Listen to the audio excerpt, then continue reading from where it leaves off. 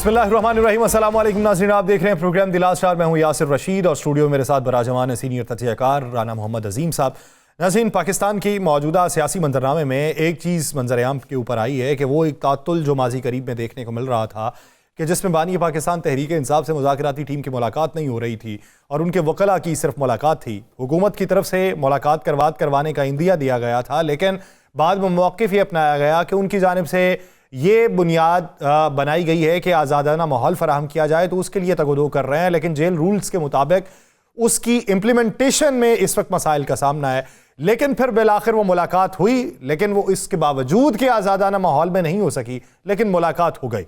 उस मुलाकात के बाद तहरीरी तौर के ऊपर मुतालिबात जो है वो पाकिस्तान तहरीक इंसाफ ने या अपोजिशन जमातों के उस मुज़ाकराती इकट्ठ ने जो है वो हुकूमती बैठक के सामने रखने हैं और उसकी तारीख 16 तारीख दी गई है। 16 जनवरी को वो इजलास बुलाया गया है और ये तीसरा दौर होगा।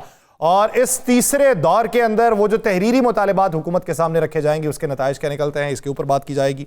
दूसरी बात इस मौजू के ऊपर की जाएगी कि मौजूदा सूरत हाल के तनाजुर में क्या आज जो फैसला सुनाया जाना था और जिसे वक्त मुकर्रा से पहले फिर मौखर कर दिया गया और जिसकी तौजीहात की बयान की गई कि बानी पाकिस्तान तहरीक इंसाफ इमरान खान उस मौके पे अदालत के अंदर पेश नहीं हुए या उनकी टीम पेश नहीं हुई, तो ये किस चीज़ का पेश खैमा है। इसके अलावा बानी पाकिस्तान तहरीक इंसाफ की ज़मानतों के जो मुकदमात हैं, 9 मई के केसेस में 7 मुकदमात ऐसे थे जिनकी ज़मानतों के मुकदमात में एतराज़ात आयद किए गए थे। उन दरखास्तों के ऊपर वो एतराज़ात भी 7 मुकदमात से दूर कर दिए गए हैं। दूसरी तरफ आज एक अहम शख्सियत का प्रोडक्शन ऑर्डर जारी हुआ है जो गुज़श्ता 18 माह से कैद के अंदर है और सेनेटर हैं एजाज चौधरी साहब, उनका प्रोटेक्शन ऑर्डर जारी हुआ है। तो ये हालात किस तरफ को जा रहे हैं, क्या इस मुज़ाकरात को कोई नतीजा निकलेगा या बगैर नतीजा ही ये मुज़ाकरात ख़त्म हो जाएंगे और ये पूरा हवा क्यों बना हुआ है। राना साहब की तरफ बढ़ते हैं। राना साहब, क्या समझते हैं कि मुलाकात, हमारा जो गुज़श्ता प्रोग्राम था उस वक्त तक मुलाकात नहीं थी, तो जो मुलाकात हो गई, अब मुलाकात के बाद की सूरत हाल कोई तब्दील हुई है, ये दिन वैसे ही है? बिस्मिल्लाहिर्रहमानिर्रहीम, अस्सलातु वस्सलामु अलैका या सय्यदी या रसूलल्लाह, अस्सलातु वस्सलामु अलैका या सय्यदी या हबीबल्लाह। ताजदार ख़त्म नबूवत जिंदाबाद जिंदाबाद। सबसे पहले तो जी तमाम आलम इस्लाम को कल हज़रत अली करमल्लाहु वजहहु का यौम विलादत है, ये मुबारक हो जी।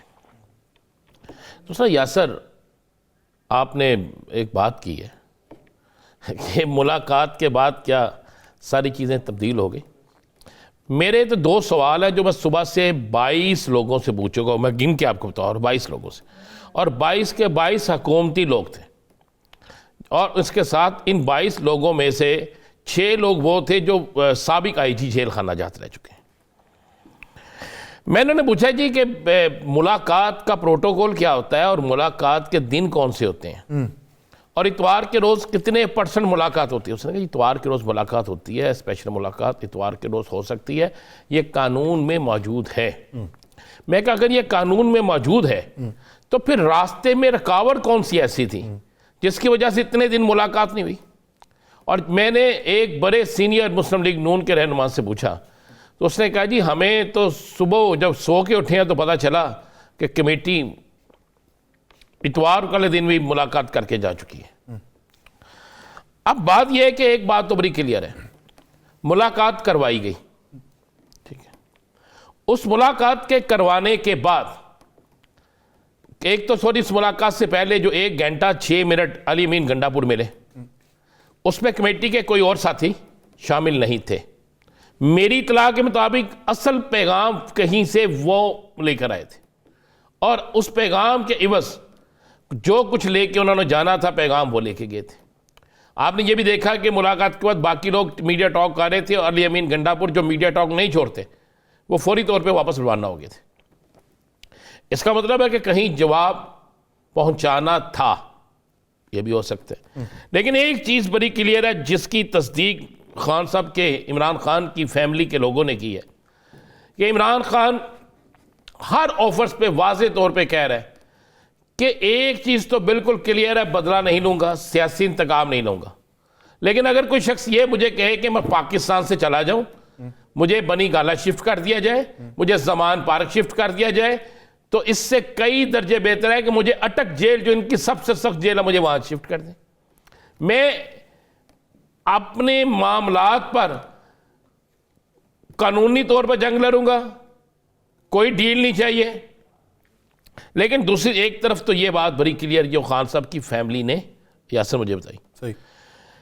दूसरी तरफ आज ये जो एक सारा एपिसोड हुआ है ना फैसले वाला, इस पर आकर कुछ चीज़ें किसी और तरफ जाती नजर आती हैं। दो चीज़ें हैं कि आज आपने देखा होगा कि इस एपिसोड के बाद अता तारर और तलाल चौधरी की प्रेस कॉन्फ्रेंस, मुझे हंसी आ रही थी। उस्मा भारी साहबा की प्रेस कॉन्फ्रेंस में भी हंसी आ रही थी। गवर्नमेंट में आप हैं, इमरान खान तो नहीं है। अगर वो जेल में बैठकर इतना ताकतवर है, अगर वो जेल में रहकर इतना ताकतवर है, तो फिर आपको हुकूमत छोड़ देनी चाहिए, आपको बिल्कुल हर चीज़ ख़त्म कर देनी चाहिए, आपको भी बाहर नहीं रहना चाहिए। ठीक है। और अगर वो जेल में उसने ये सारा कुछ नहीं किया, उसकी मर्जी और मंशा के मुताबिक नहीं हुआ, जो मुझे यकीन है उसकी मर्जी और मंशा के मुताबिक नहीं हुआ, क्योंकि उसने तो आज इमरान खान तो खुद आज फैसला सुनना चाहता था, वो तो तैयार बैठा था। ये फैसला जितना डिले हो रहा है इसका नुकसान हो रहा है, उतना जाके हाई कोर्ट में जाना फिर पटिशन करना, वो तो इंतजार में था। दूसरी बात है ये कौन सा फैसला था यार, इस्लामी यूनिवर्सिटी बना दी, ये कसूर है? पैसा इमरान खान के अकाउंट में आया नहीं, इमरान खान डायरेक्टर है, कोई पैसा उन्हें तनख्वाह मिलती है? तो जवाब आएगा नहीं। ये मैं नहीं कह रहा जो वहाँ पे सवालात के जवाब दिए गए। डायरेक्टर को तो पैसा जाता है सर, ट्रस्टी है ना, ट्रस्टी को नहीं जाते। मतलब कोई एक चीज़ जो उनके खाते में नहीं, उनके अकाउंट में पैसा है नहीं, पैसा बरतानिया से सुप्रीम कोर्ट के अकाउंट में, गवर्नमेंट ऑफ पाकिस्तान के अकाउंट में चला गया। 22 अरब रुपया गालबन उस पर इंटरेस्ट भी मिला है इनको ना, वो इन्वेस्ट किया गया था, जो भी हुआ 22 अरब रुपया, तो वो गवर्नमेंट में गया, इमरान खान को तो नहीं मिला। फिर आपने एक रूल बनाया हुआ है कि कबीना से जो फैसला मंजूर होता है उस पर केस नहीं बनता ना, ये कानून है एक। अब आपने वो सारा कुछ भी कर लिया, उसके बाद कुछ लोगों ने आके गवाहियाँ भी दे दी, ये बंद लिफाफा था, तो उस वक्त गूंगे थे, बहरे थे, बोल नहीं सकते थे, वकूआ, मौका, वक्त, ये 3 चीज़ें बड़ी अकाउंट करती हैं। खान साहब को इस केस में सजा के बाद हाई कोर्ट सजा को उड़ा देगा, ये आप लिख के रख लीजिएगा, इसलिए सजा नहीं दी। लेकिन आज मेरी बिल्कुल समझ से बाहर है। मैं सुबह से टीवी के आके बैठा था कि यार पता नहीं क्या फैसला आना है, पता नहीं क्या मतलब क्या मतलब कितने साल होनी है। अच्छा, ये तो सबको पता था क्या आना है, कितने साल होनी है, उसमें उन्होंने किस किस जुर्म में क्या क्या उस पर करना है। लेकिन अचानक पता चला कि जनाब वो जज साहब चले गए हैं और तारीख 17 भर गई है। और फिर जब पूछा गया, पता चला जी जब तक मुलज़िम सामने ना हो तो सज़ा नहीं सुनाई जाती। अच्छा, मैंने सोचा शायद इमरान खान ज़मान पार्क में है। मैंने 3-4 बंदों से पूछा खान साहब ज़मान पार्क में है या बनी गाला में? उन्होंने कहा नहीं जेल में है। तो मैं कहा अदालत बनी गाला में लगी थी? उसने कहा नहीं जेल में लगी थी। तो मैं कहा फिर जेल वाले लेके आते ना, ये किसकी जिम्मेदारी थी? लाहौर में होते ज़मान पार्क कहते जनाब गाड़ी रास्ते में धुंध की वजह से लेट हो गई, और भाई जेल में थे, लाते कमरे से लाके पेश कर देते, बुशरा बीबी भी आ गई। अगर रात आप 12 बजे तक, 11 बजे तक, 8 बजे तक या 9 बजे तक समाअत कर सकते हैं, तो आप 1 घंटा 2 घंटे वेट नहीं कर सकते? ना करें वेट, चलिए ये भी ख़त्म कर दें।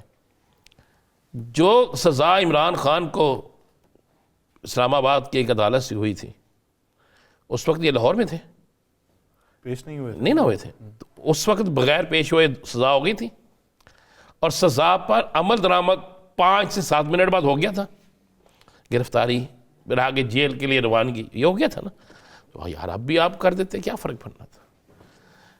इन तमाम चीज़ों से लगता है कि शायद गेम किसी और के हाथ में है, क्योंकि जिस तरह आज तीनों जो तर्जमान थे, मैं तीनों को इसलिए तर्जमान कहूँगा कि तीनों टीवी पे आके बोलते हैं, तलाल चौधरी साहब, अता तारड़ साहब और हमारी बहन उस्मा बुहारी साहिबा, जिस तरीके से उन्होंने इस पे आके आज गुफ्तगू की है, या वो बेबस थे या उनकी बस हो गई थी, तो या फिर वो प्री प्लान उनकी, या फिर उनकी बस निकल चुकी है। बस तो निकल चुकी है, ये आप ज़हन में रख लीजिएगा, अफसोस ना कीजिएगा, परेशान भी ना होइएगा। बस तो निकल चुकी है, क्योंकि बहुत से लोगों की बस मिस हो गई है। ये अवामी बस होती है ना, जिसमें अवाम ने बैठना होता है, बिठाना होता है, और अवाम के बगैर अकेले बस में आप बैठ जाए ना, तो सीटें जितनी मर्जी खाली हों, लेकिन खौफ आता है क्योंकि पूरी बस खाली है ना, तो अब ये खाली बस में बैठने वाले हैं। ड्राइवर किधर को ले जाए, ड्राइवर किधर को ले जाए, और लेकिन नहीं, ड्राइवर मंजिल पे लेके जाएगा, लेकिन खाली बस की मंजिल जो होती है ना, उसका नहीं पता होता। हमेशा मंजिल उसका पता होता है जिस बस में सवारियां ज़्यादा हों।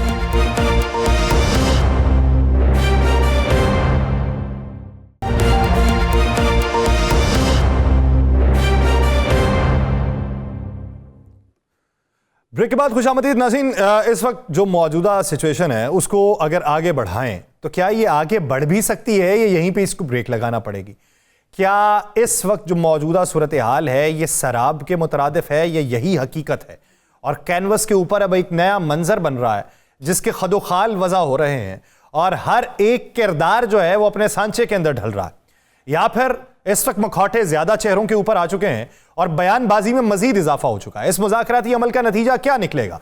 जो डिमांड्स हैं वो किस हद तक काबिल अमल हैं? और इस नतीजे में वो जो बड़ी सियासी ताकतें थीं या बड़ी सियासी शख्सियात थीं, वो अगर इस पूरे अमल में शरीक नहीं है और उनकी थपकी मौजूद है, तो इस थपकी का फायदा क्या बराह रास्त उन्हें होगा, यानी बिल वास्ता या बिला वास्ता उन्हें होगा या नहीं होगा? और अगर नहीं होगा तो फिर थपकी के नताइज क्या रहेंगे? इस पूरे सियासी मंजरनामे में बात करेंगे। हमें ज्वाइन किया है साबिक गवर्नर सिंध मोहम्मद जुबैर उमर साहब ने। जुबैर साहब, बहुत शुक्रिया आपके वक्त का। जुबैर साहब, क्या समझते हैं सर कि जो 16 तारीख को तीसरी बैठक होनी है और जो पिछले 2 अदवार हो चुके हैं उनके नताइज को देखते हुए इसके इम्कानात किस हद तक रोशन है कि बेहतरी की तरफ मंजरनामा जाएगा? मेरा ख्याल है वो लोग थोड़ा सा क्रिटिसाइज भी करते हैं कि मैं मायूसी की बात कर रहा हूँ, लेकिन इसमें कोई, मुझे तो नहीं लगता कि कुछ निकल के आएगा। अल्लाह करे मेरा तज्जिया गलत हो, लेकिन अगर आप दोनों साइड्स की पोजीशन देखें, हुकूमत की और पीटीआई की, तो इतना उसमें गैप है कि दोनों के लिए एक दूसरे की डिमांड्स एक्सेप्ट करना काबिल कबूल ही नहीं है। पीएमएलएन जो हुकूमत है या दूसरी इत्तेहादी पार्टीज उनकी है, उनका अगर वो एक्सेप्ट कर लेते हैं पीटीआई की डिमांड्स को, उनकी पोजीशन को, तो उनका अपना तख्ता हो जाएगा।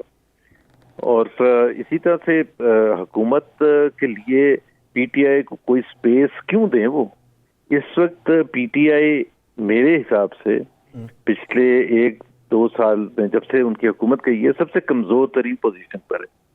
एक, उनको अपना हमेशा से पीटीआई को था कि जी हम अवाम की ताकत हमारे साथ है और हम स्ट्रीट एजिटेशन करके इस हुकूमत को गिरा देंगे या कमजोर कर देंगे।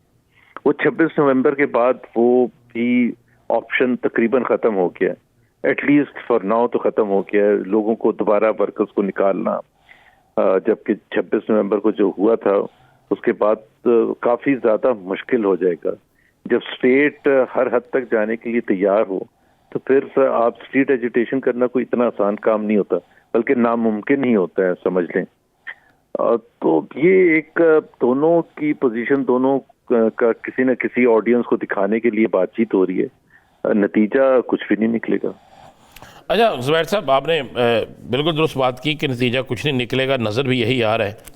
क्या आप इस हुकूमत के टेन्योर को पूरा होते देख रहे हैं? एक अफवाहें बड़ी गर्दिशकारियाँ तेज़ी के साथ कि कोई निगरान सेटअप के लिए इस्लामाबाद के अंदर काफ़ी कुछ हो रहा है, इसमें कोई हकीकत है? नहीं, इसमें कोई, मेरा तो नहीं, मैंने तो कहीं नहीं सुना। वो ये पाकिस्तान में हर थोड़े अरसे के बाद ऐसा कुछ होता है। देखिए ना, इस वक्त जो हुकूमत है उसको फुल पैकिंग जब की और एस्टेब्लिशमेंट की जब तक पैकिंग होगी तो वो क्यों इसको चेंज करने की कोशिश करेंगे? अगर आपको मैं वापस लेके जाऊं, ये जो 2002 में जब इलेक्शंस हुए थे तो उस वक्त 2 सबसे बड़ी पॉलिटिकल पार्टीज थी, नून लीग और पीपल्स पार्टी। इसमें तो कोई 2 राय नहीं है। क्यू लीग बनाई गई, उसको तोड़ के पीएमएलएन को, पैट्रियट्स बनाई गई पीपीपी को तोड़ के, और उनकी हुकूमत बना दी गई। क्यू लीग ने पूरे 5 साल सरवाइव किया। वो कोई पॉपुलर तो नहीं थे, 5 साल इसलिए सरवाइव किया था कि मुशर्रफ साहब उनके साथ थे, एस्टेब्लिशमेंट उस वक्त की उनके साथ थी। तो ऑपोजिशन को डरा के, धमका के, अंदर बंद करके, एग्जाइल पे रख के हुकूमत चलती रही 5 साल। तो वो अनफॉर्चुनेट पार्ट होता है। ये इससे मेरी तो ख्वाहिश होगी कि ना चलें, लेकिन अगर आप मेरे से पूछेंगे कि पाकिस्तान की हिस्ट्री के हवाले से अगर कोई तज्जिया करे तो ऐसे ही लगता है कि चलेंगे। अब आपस में कोई ऐसी कोई तलखी पैदा हो जाए और प्रेजेंट जो पार्लियामेंट में जो रूलिंग पार्टी है, तो वो मैं कुछ नहीं कर सकता, उसका तो कुछ भी हो सकता है, जैसे हमने इमरान खान के दौर पे देखा था। लेकिन फिलहाल तो मुझे नहीं लगता कि कोई ऐसा गैप है। दूसरी चीज एक और जो मैं समझता हूँ कि क्यों ये हुकूमत चलेगी, उसकी एक वजह ये है कि ये जो इस वक्त जो एक आप समझ लें जंग का माहौल है, एक तरफ द मोस्ट पॉपुलर हैं और एक तरफ द मोस्ट पावरफुल है। होना तो ये चाहिए कि जो मोस्ट पॉपुलर होता है उसी को मोस्ट पावरफुल होना चाहिए, लेकिन पाकिस्तान में ऐसा होता नहीं है, हमने देखा है। तो जैसे जनरल ज़ियाउल हक सबसे ज़्यादा पावरफुल थे और भुट्टो साहब सबसे ज़्यादा पॉपुलर थे, लेकिन बावजूद उनकी पॉपुलैरिटी के वो जंग तो ज़ियाउल हक ही जीते थे। Not in the long run, Pakistan को ज़बरदस्त नुकसान पहुंचा के वो जंग जीते थे, उनको जान से मारना पड़ा उनको।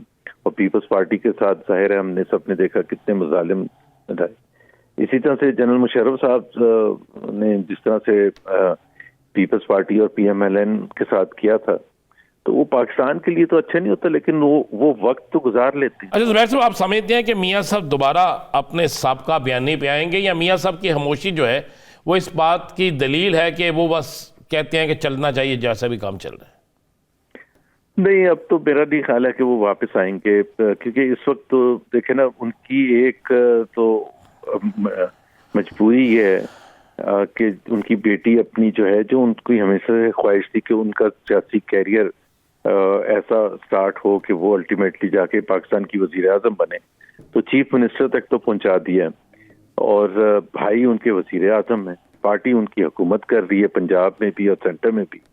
तो अगर वो अपने वापस पुराने बयानिए पर आएंगे तो फिर उनको ये पता है कि इसमें तो फिर उनकी अपनी पार्टी का तख्ता हो जाएगा और उनकी अपनी बेटी का जो कैरियर है वो स्टार्ट होने से पहले ही खत्म हो जाएगा। तो वो उनकी मजबूरी है। लेकिन मैं जिस नवाज शरीफ को जानता हूँ, वो इतना इस माहौल को और इस जो भी हो रहा है पिछले 1 आध साल से, उसको कोई इंजॉय नहीं कर रहे होंगे। इससे ज्यादा वो इंजॉय कर रहे थे जब वो जेल में थे, कि एटलीस्ट उनको ये पता था कि जी मैं एक कुर्बानी दे रहा हूँ सिविलियन बालादस्ती के लिए। लेकिन जाहिर है उनका कसूर भी है कि भाई की बातों में आके उन्होंने वो बड़ा बयानिया जो था वोट को इज्जत दो का, वो खत्म कर दिया। सिविलियन बालादस्ती की जंग जो वो समझ रहे थे, जो हमें बताया गया था कि हम लड़ रहे हैं, उससे हमने सब कुछ खत्म करके लॉक एंड की में रख दिया। तो कैसे एक शख्स जिसने इतने साल, उनके खिलाफ मार्शल लॉ लगा 99 में, सर उनको काकड़ साहब ने निकाला 93 आप में। सर समझते क्या हैं? यानी बज़ाहिर तो हुक्मरानी है, लेकिन वो एक सियासी गिरदाब में है जो अपने नैरेटिव से हटे हुए हैं। अब उस सियासी गिरदाब से क्या मुस्तकबिल करीब में वो निकलते हुए दिखाई देते हैं, या फिर कंप्रोमाइज पर्सनैलिटी आपको नजर आती? कॉम्प्रोमाइज ही रहेंगे। अब तो इट्स टू लेट। देखे ना, मसला ये है कि उनके जो सबसे बड़े हरीफ है इमरान खान, वो चैंपियन कर रहे हैं सिविलियन बालादस्ती के कॉज को। वो डेमोक्रेसी और सिविलियन सुप्रीमेसी और पार्लियामेंट की सुप्रीमेसी और अदलिया की आज़ादी, ये तमाम चीज़ों के वो चैंपियन बन के और बहुत आगे निकल गए हैं। अब अगर नारा लगाएंगे मियाँ साहब, तो वो उनकी बी टीम का तो हिस्सा हो सकते हैं और वो होना भी नहीं चाहेंगे और होना भी नहीं चाहिए। तो सर अभी के मंजरनामे में आप पाकिस्तान पीपल्स पार्टी को कहाँ पे स्टैंड देखते हैं? उनके रहनुमा ये कहते हैं, तासुर दे रहे हैं कि पाकिस्तान मुस्लिम लीग नून विफाक छोड़ के सिर्फ पंजाब के ऊपर फोकस ज़्यादा करना चाहती है और ये मुमकिनात में से है कि वो विफाक में वजारतें ही छोड़ जाए। ये तो हकीकत है कि मुस्लिम लीग का हमेशा से जो ज़्यादा फोकस रहा है वो पंजाब में रहा, और उसकी वजह सिंपल सी बात है कि पंजाब में अगर हुक्मरानी करेंगे, अपने आप को पावरफुल करेंगे, तो फाक में हुकूमत कर सकते। उल्टा तो नहीं हो सकता कि जी आप फाक में बैठे हुए हैं और पंजाब खो दें, ये तो हो ही नहीं सकता। तो उनके लिए हमेशा say that is why PMLN ने कभी भी दूसरे सूबों में कोई फोकस किया ही नहीं, चाहे वो सिंध हो जो दूसरा बड़ा सूबा है, कराची को ले लें आप, जो सबसे बड़ा शहर है पाकिस्तान का, जहाँ सबसे ज्यादा MNA और MPA की सीटें होती हैं, वहाँ वो कदम भी नहीं रखते इलेक्शन कैंपेन के लिए। कोई बड़ा लीडर यहाँ नहीं आता। तो उससे आपको अंदाजा हो सकता है कि पंजाब पर कितना उनको पता है कि जी GT रोड पर जीत गए तो वफाक में हुकूमत बना लेंगे। पीपल्स पार्टी मेरा ख्याल है इस तमाम प्रोसेस में सबसे ज्यादा जो बेनिफिशियरी है वो पीपल्स पार्टी है, पीटीआई या पीएमएलएन के मुकाबले में। पीएमएलएन ने तो अपनी सियासत खत्म करके हुकूमत ली है। पीपल्स पार्टी बिल्कुल खुश है, सिंध की हुकूमत उनके पास है। और ये भी मैं कह दूं कि पीएमएलएन और पीपीपी के दरमियान अगर देखा जाए तो पीपीपी फॉर्म 47 के बेसिस पर नहीं आई है। इंटीरियर सेंस में वो जेन्युइनली सबसे ज्यादा पॉपुलर पॉलिटिकल पार्टी है और काफी अरसे से है। उनका मुकाबला एक आध सीट पर जाहिर सी बात है किसी को कंसर्न जरूर हो सकता है, बट इंटीरियर सेंस तो वो हमेशा से, और इस दफा भी उन्होंने जेन्युइनली जीता है फॉर्म 45 के बेसिस पर। और कॉन्स्टिट्यूशनल ओहदे भी, 2 गवर्नर्स भी उनके हैं, प्रेसिडेंट भी उनके हैं, चेयरमैन सेनेट भी हैं, और हुकूमत में जो रहने के मजे होते हैं, काम करवाना और ये सारी चीजें वो भी उनकी होती हैं।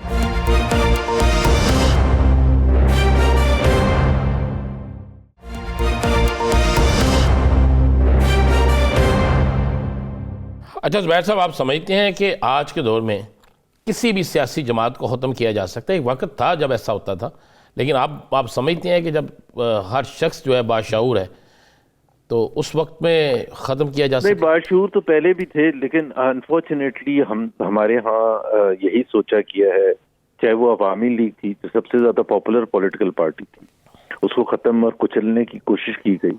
उसके नताइज हम सब ने देखे कि पाकिस्तान टूट गया उसके चक्कर में।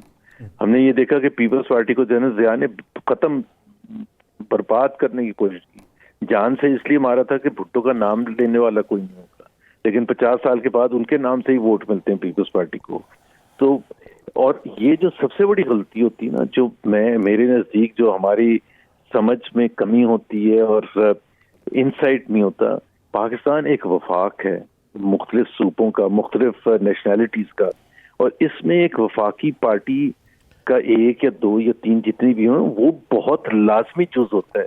जिस तरह बेनजीर के हवाले से कहते थे 4 सूबों की जंजीर, वो वफाकी पार्टी थी।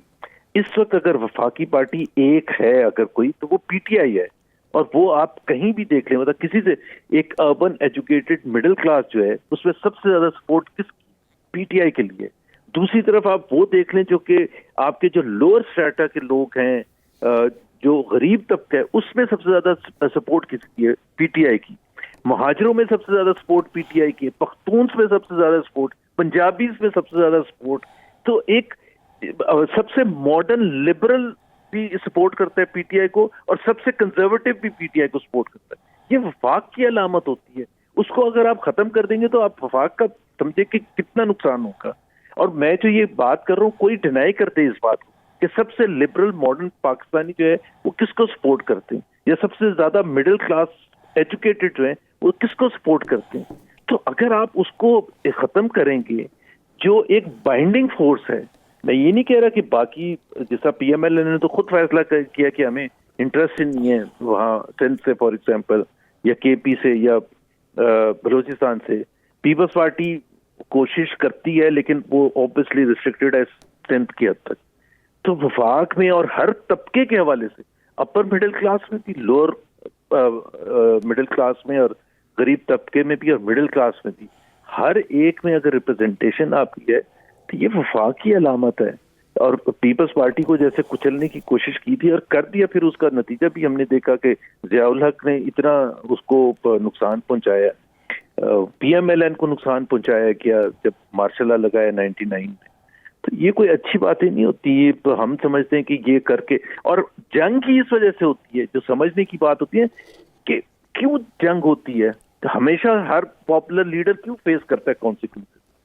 जब वो नवाज शरीफ पॉपुलर लीडर थे तो वो अंदर बंद, उनके खिलाफ 50 केसेस। जब इमरान खान सबसे पॉपुलर लीडर हैं तो वो बंद है और उनके खिलाफ पता नहीं 200 केसेस थे। जब जुल्फिकार अली भुट्टो सबसे पॉपुलर थे तो वो अंदर बंद थे। जब मुजीबुर रहमान सबसे पॉपुलर थे तो वो अंदर बंद थे।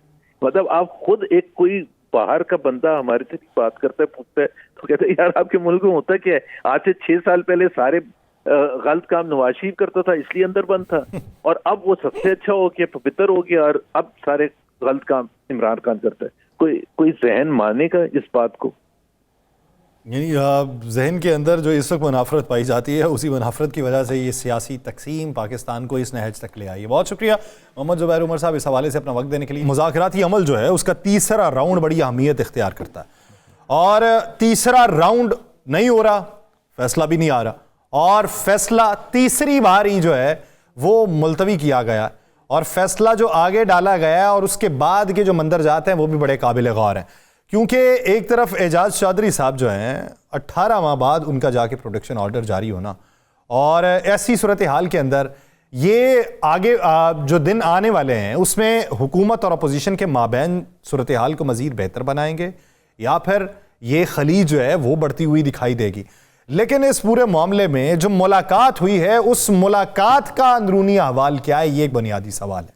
तहरीरी मुतालिबात जो ये हैं उसकी अशकाल और उसकी हैयत किस हद तक तब्दील होगी, और इस ज़िमन के अंदर हुकूमत किस हद तक जो है वो एम्पावर है, ये एक सवाल है।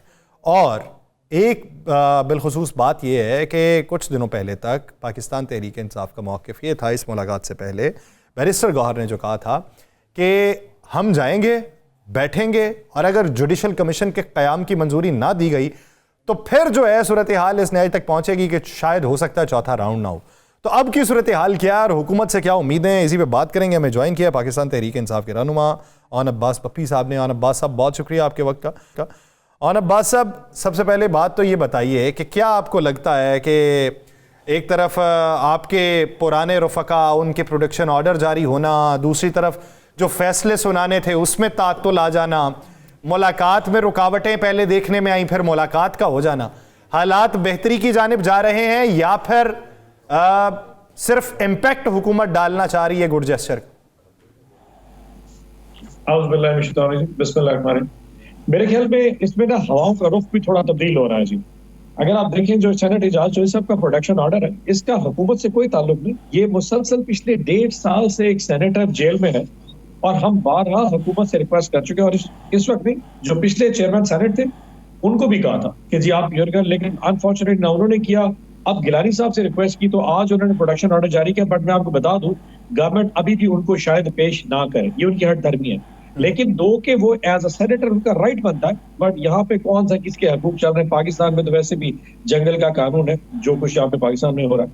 जहां तक फैसला ना सुनाना है, मैं इसको बहुत पॉजिटिवली अपने हिसाब से देखता हूँ।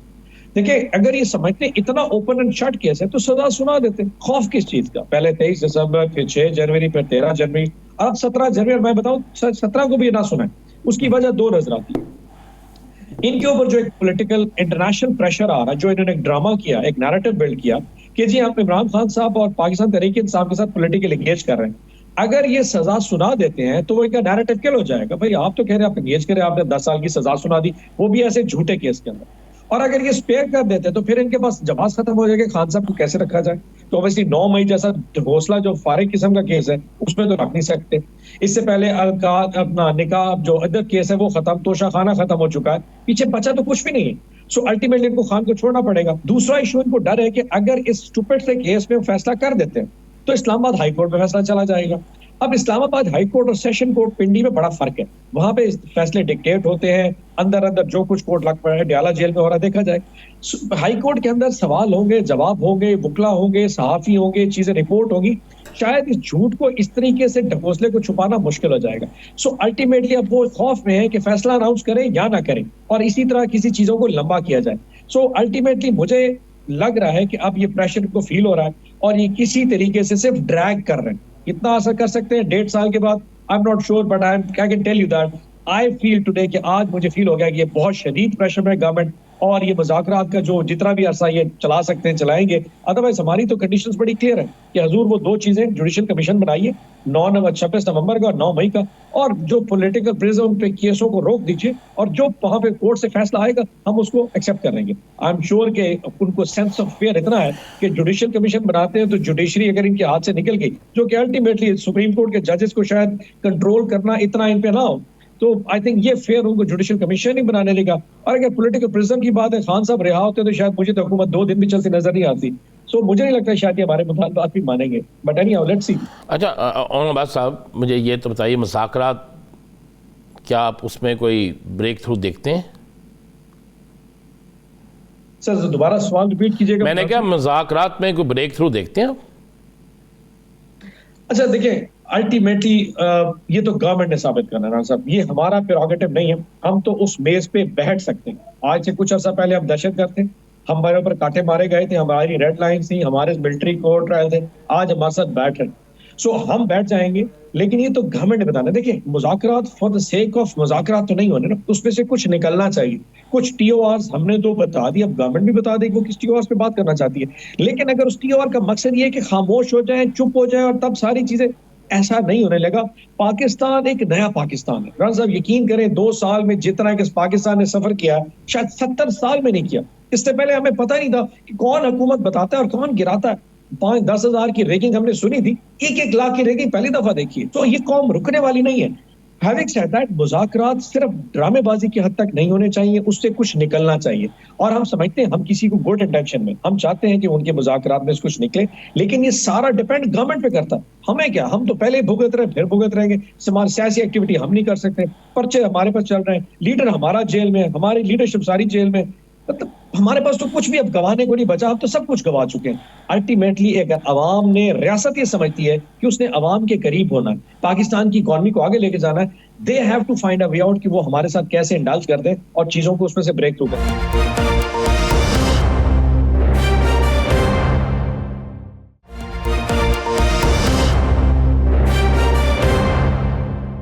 अच्छा, और एक बात बताइएगा, अगर 1% मुज़ाकरात कामयाब नहीं होते, 1% मैं कह रहा हूँ, अल्लाह करे कामयाब हो, ये पाकिस्तान के लिए मुज़ाकरात है और पाकिस्तान की बेहतरी के लिए मुज़ाकरात है।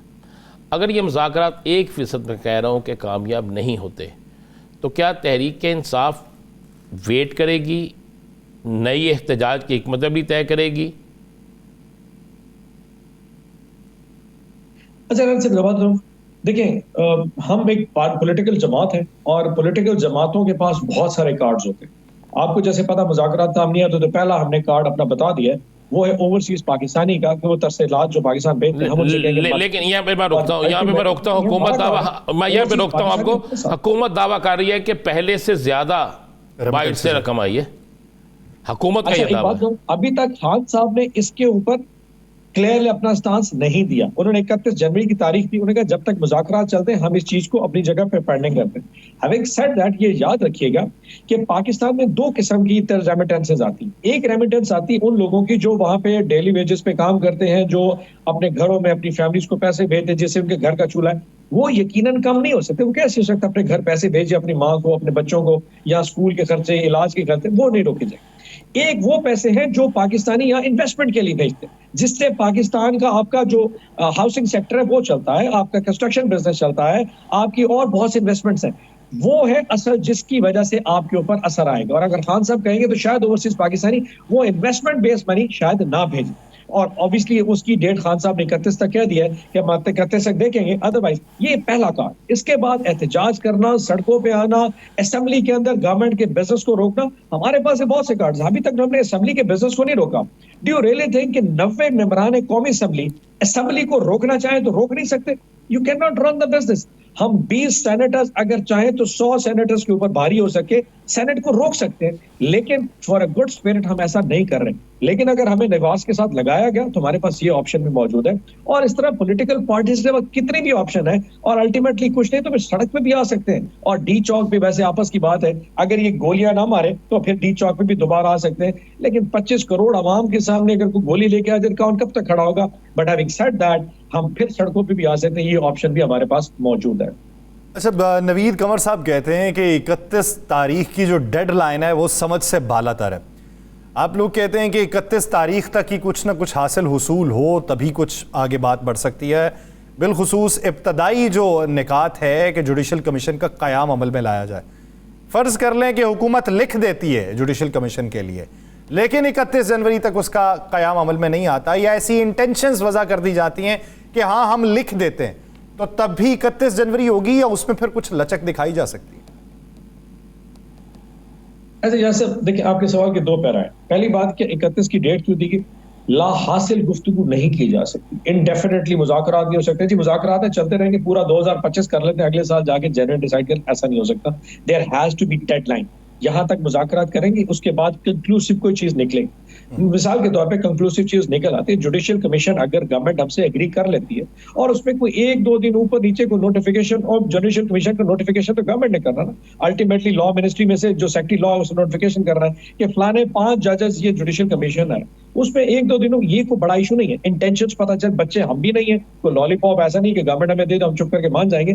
Practically some proof will be there और जिसकी बेस के ऊपर चीज आगे जा सकती है, लेकिन गवर्नमेंट को पॉजिटिवली कोई ना कोई काम दिखाना पड़ेगा।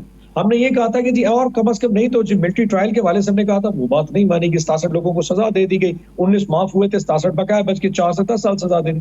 अब अल्टीमेटली उसके बाद हमारे हजारों कारकुन अभी भी मौजूद है। 26 नवंबर के कम से कम 8 से 10 हजार लोग इस वक्त शायद जेलों में मौजूद होंगे, बट गवर्नमेंट की तरफ से कोई, सो गवर्नमेंट को कोई ना कोई स्टेप्स दिखाने पड़ेंगे और अल्टीमेटली इन 2 जो हमारे मेन मुतालबात है उसमें से 1 या 2 जिस पे अभी पहले एग्री करेंगे उसके ऊपर कोई कंक्रीट कोई स्टेप भी दिखाना पड़ेगा। Once it is there, then we can move ahead with that जी। तो ये ऐसा कोई इशू नहीं है, हमें भी पता चल जाएगा वो कहाँ खड़े हैं और उनको भी जज हो जाएगा हम कितनी चीजों को कहाँ से पकड़ सकते हैं जी। अच्छा अनवर साहब, आपके एक हैं शेर अफजल साहब, वो पहले तो पार्टी के रहनुमाओं पे तनकीद करते थे, अब खान साहब पर भी तनकीद करने से बाज नहीं आते। जज्बाती हैं, किसी के हाथ में खेल रहे हैं, किसी के पेरोल पे हैं, या बिल्कुल सच्चे हैं? अच्छा, मैं इस पे इसलिए कमेंट नहीं करूंगा, उसकी वजह बता दूं। एक तो हमारी पार्टी के अंदर है शो कॉज, नहीं बात तो पार्टी के बाहर हो रही है ना, बात तो टीवी चैनल पे हो रही है। मैं ऐसा करता हूँ, मतलब वो हर किसी का अपना पॉइंट ऑफ व्यू है कि आज शो कॉज नोटिस शायद अपेरेंटली उनको, जो मैंने देखा सोशल मीडिया पे शायद उनको इशू हो चुका है, तो उसके बाद वो अपना जवाब देंगे और पार्टी उस पर फैसला करेगी। बट बरहान साहब वेरी फ्रैंकली बताऊं, ये पार्टी का इंटरनल इशू है। मैं बाज़ औक़ात इसलिए टॉक शोज पे जाके लोग कहता हूँ इतने बड़े नेशनल इशूज हैं, खान साहब के इशूज हैं, हम उसमें से पार्टी के इंटरनल इशूज को निकाल लेते हैं, ऐसा इंपॉर्टेंट नहीं है और विद इन अ वीक और 10 डेज आपको अंदाजा हो जाएगा, पार्टी या खान साहब पॉलिटिकल कमेटी या खान साहब जो फैसला करेंगे सबको पता चल जाएगा। As of today he is in the party. मैं किसी तौर पे कोई स्टेट जो उनको तकलीफ दे किसी, मैं उससे थोड़ा सा दरगुजर करूंगा सर। चले, मैं तो वैसे इसके ऊपर जो दीगर 2 शख्सियात हैं उनके बारे में भी पूछना चाह रहा था, लेकिन अब ज़रा उसके बारे में तामुल मिजाजी से काम लेता हूँ।